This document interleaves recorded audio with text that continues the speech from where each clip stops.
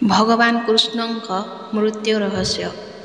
ଭଗବାନ ବିଷ୍ଣୁଙ୍କ ଅଷ୍ଟମ ଅବତାର ଭଗବାନ କୃଷ୍ଣଙ୍କ କାହାଣୀ ଆମେ ପ୍ରାୟତଃ ଶୁଣିଛୁ, କିନ୍ତୁ ଭଗବାନ କୃଷ୍ଣ କିପରି ମରିଗଲେ, ମୃତ୍ୟୁର କାରଣ କ'ଣ ଥିଲା, ମୃତ୍ୟୁ ପରେ ଶ୍ରୀକୃଷ୍ଣ ତାଙ୍କ ଶରୀର ଛାଡ଼ିଥିଲେ ଏବଂ ତାଙ୍କ ମୃତ୍ୟୁ ପରେ କ'ଣ ହେଲା, ଏହି ସମସ୍ତ ପ୍ରଶ୍ନର ଉତ୍ତର ଜାଣିବାକୁ ସମସ୍ତେ ନିଶ୍ଚିତ ଭାବରେ ଆଗ୍ରହୀ। ଆଜି ଆମେ ଜାଣିବା ଶ୍ରୀକୃଷ୍ଣ କିପରି ଦେହତ୍ୟାଗ କରିଥିଲେ। ଖ୍ରୀଷ୍ଟପୂର୍ବ 3112 ମସିହାରେ ଭଗବାନ ଶ୍ରୀକୃଷ୍ଣ ମଥୁରାରେ ଜନ୍ମଗ୍ରହଣ କରିଥିଲେ।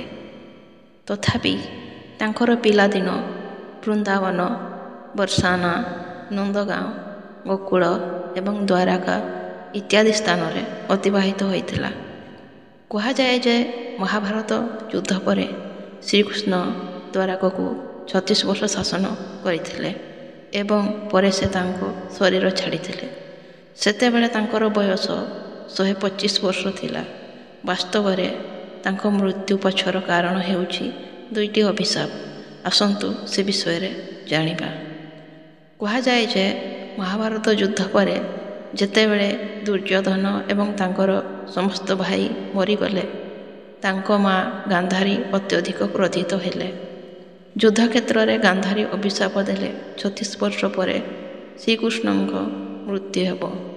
ପାଣ୍ଡବ ଏହା ଶୁଣି ଆଶ୍ଚର୍ଯ୍ୟ ହୋଇଗଲେ, କିନ୍ତୁ ଶ୍ରୀକୃଷ୍ଣ ହସି ହସି ଅଭିଶାପ ଗ୍ରହଣ କଲେ।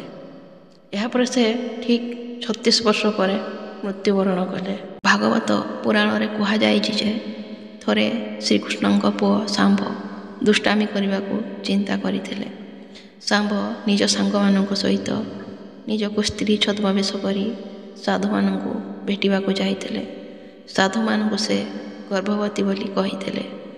ଯଦୁବଂଶୀ କୁମାରଙ୍କ ଏପରି ଦୁଷ୍ଟାମିରେ ସାଧୁମାନେ କ୍ରୋଧିତ ହେଲେ।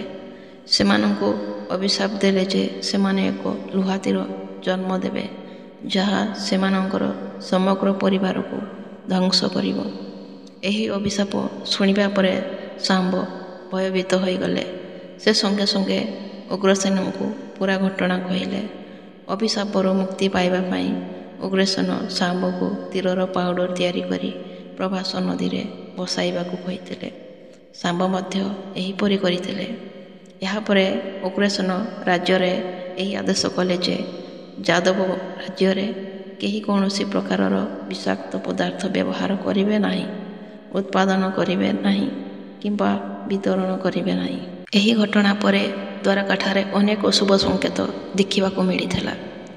ସୁଦର୍ଶନ ଚକ୍ର, ବଳରାମଙ୍କ ହଡ଼, ଶ୍ରୀକୃଷ୍ଣଙ୍କ ଶଙ୍ଖ ଅଦୃଶ୍ୟ ହୋଇଯାଇଥିଲା।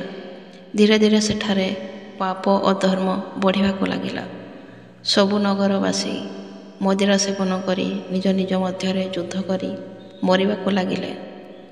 ଭାଗବତ ପୁରାଣରେ କୁହାଯାଇଛି ଯେ ଦିନେ ଶ୍ରୀକୃଷ୍ଣ ପିପଲ ଗଛ ତଳେ ବିଶ୍ରାମ ନେଉଥିବା ବେଳେ ଜରା ନାମକ ଜଣେ ଶିକାରୀ ହରିଣ ଭାବି ଭଗବାନ କୃଷ୍ଣଙ୍କୁ ଭୁଲରେ ତୀର ମାରିଥିଲେ, ଯାହାପରେ ଶ୍ରୀକୃଷ୍ଣ ତାଙ୍କ ଶରୀର ଛାଡ଼ି ମୃତ୍ୟୁବରଣ କରିଥିଲେ।